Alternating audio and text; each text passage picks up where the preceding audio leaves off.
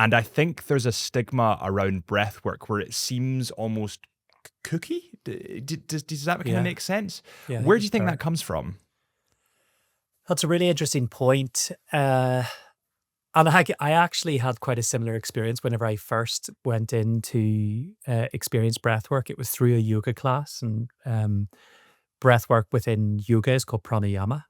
I don't know if you're familiar with that. Yeah, um, and at the time, I suppose it's seen as, or I viewed it as, what people might do as a last resort to try to improve their emotional well-being, or uh, to try to experience themselves in different ways. And I think that certainly this was 10 to 15 years ago. That was the thought. Now, maybe I'm living in a bit more of an echo chamber now. Breath work, whenever people talk about breath work now, there's a definite interest in what is that breath work that you're talking about? How does it actually work? What is the best breath to do if you're stressed?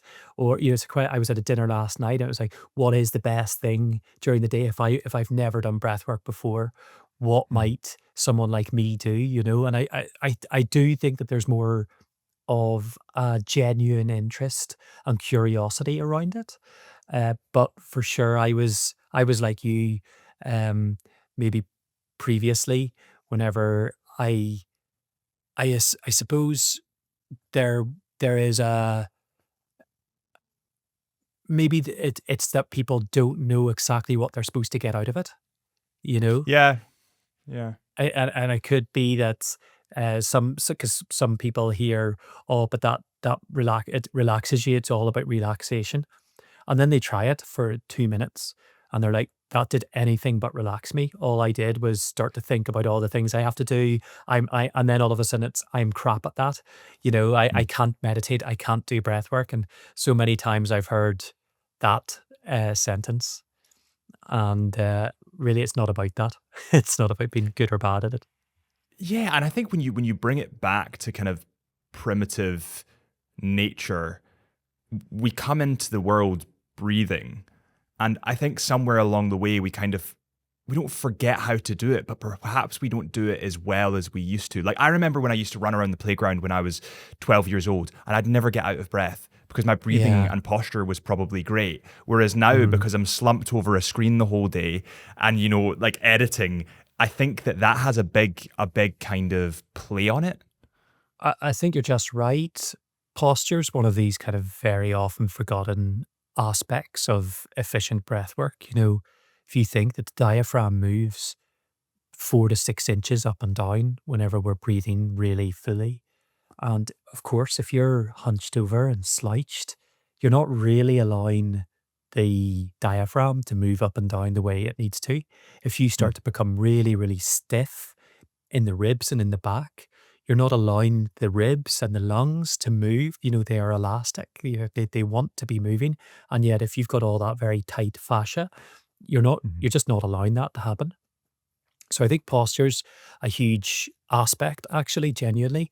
And I've got a 17-month-old son that I watch whenever he's breathing, and he breathes with his entire body. Their heart rates are naturally faster, so they do breathe fast, but he's breathing, his back's moving out, his wee belly's moving out, the sides are moving out, and you can really see the whole thing is just like in and out and in and out when he's breathing.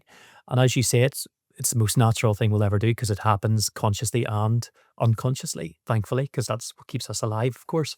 But our lived experience starts to impact our breath. Breathing patterns changed based on our response, let's say, psychologically to what somebody's saying, to sport, or, of course, we start to breathe in different ways.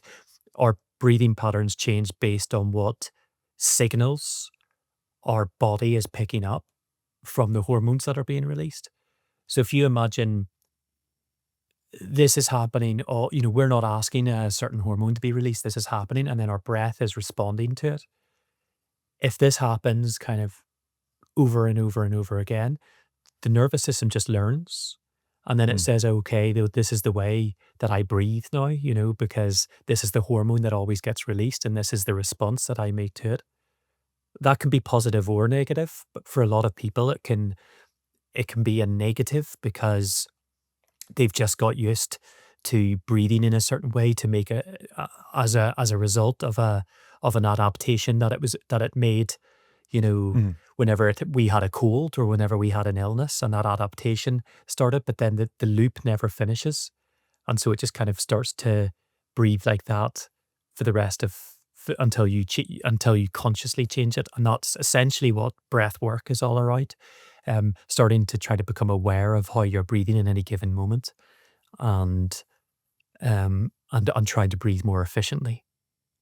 And is that where stress would come into it? Because I can imagine that in life today, I'm not sure if you feel this way, but you're in work, you're out of work, but then you're actually consciously working on your phone because you've got social media stuff to do, and then there's a never-ending spiel of stress. Like for me at the moment, I mentioned that my ex-girlfriend was from Belfast, but it's dating. So you go onto a dating app and it's really stressful. It's I'm horrible. sure. Everything is built for stress. It's built to be addictive, to give you a dopamine hit, but also to stress you out if it's not working so that you go back to it. And as a result, people in society nowadays are so stressed that I'm imagining that their breathing has changed. Oh, for sure. I mean, this is one of the most interesting points I think about how uh, social media, dating apps, all of these types of platforms, they have, hundreds of behavioral psychologists in behind them trying to figure out how to keep your attention. Mm. And that's the infinite scrolling, that's the swipe right, that's the kind of gamifying, the uncertainty of, am I going to open up the phone and see a little red box that says, I've got a message or whatever, and this drives our dopamine, and then with that we we kind of get addicted to that reward. That a reward system essentially gets created in our nervous system, and then we seek that out. It's like, that's how I get my reward, that's how I get that nice hit of dopamine. And all of these, like, I suppose, like I was saying previously, all of these hormone releases and exchanges in the body impact our breath. And essentially, what happens whenever we have cortisol being released and adrenaline being released is our breath speeds up. So it's that kind of feeling, it's like hyperventilation. What happens whenever our breath speeds up is that carbon dioxide gets expelled faster from our system. What happens whenever that happens is that our veins and arteries and our capillaries, they start to constrict, because carbon dioxide is actually a vasodilator. It actually keeps the veins and capillaries and arteries nice and open. So blood circulation is really, really good. So whenever we're Mm. breathing quite fast, the blood circulation starts to slow.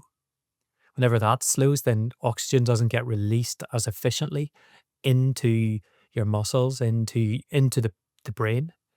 We go into what's known as sympathetic system, which is fight or flight.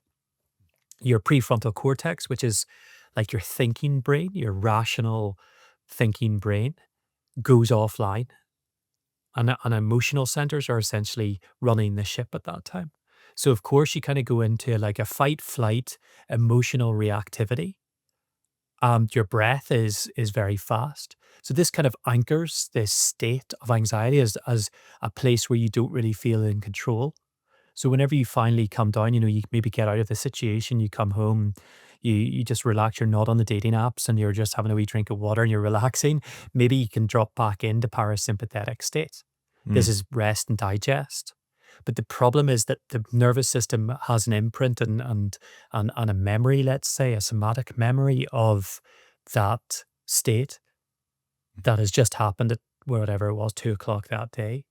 So it means that, say tomorrow, if something similar happens, the body almost remembers. You go back into that fast breathing, and the whole cycle repeats itself, because that's what it's learned. It's like the nervous system learns through experience, and it updates its learning and says, okay, this is essentially how I can survive. It just wants to survive. It's thankfully, it's trying to help us on the daily.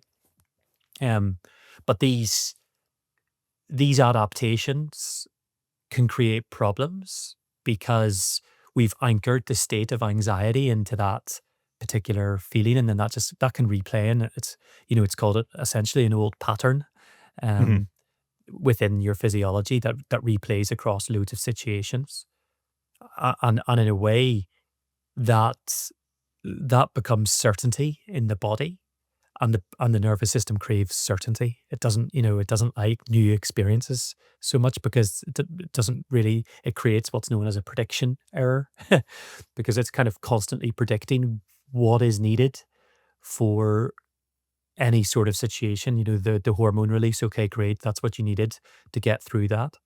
But if you start to try to create new experience or a new pathway for it to to go down, let's say, then uh, you might experience some resistance within the nervous system or psychologically, which is that whole thing of trying to, if someone has been living on stress essentially for the last 20 years of work um and life and relationships, and everything's quite chaotic, then anytime that you try to bring that person down into stillness or silence, it's probably going to create a little bit of a resistance within them because they're like, whoa, like this doesn't feel, safe is a strong word, I suppose, but it doesn't feel safe, even though Mm. you could just be sitting in a room with nothing. The absence of stimulation, I suppose, allows the person to genuinely experience their body, and maybe it is anxiety that's coming through, but they finally stop to feel that and they don't like that feeling. So they want to just reach for the coffee or listen to the podcast or the or the music or whatever it is that helps distract them from that sense or that feeling that started to come through. But that's a coping mechanism, and that's great. But at some stage, my invitation with clients is to feel those sensations, be okay with those sensations, allow yourself to experience the discomfort, because that's what creates resilience. You know, resilience is about, I suppose, being knocked over and still being able to get back up again. That's resilience. Endurance maybe is just about being able to keep on going, but resilience is this idea that sometimes life gets very stressful. Sometimes it knocks us completely off guard emotionally and psychologically. And I'm sure you have stories just like me that of things that have happened that can knock us off.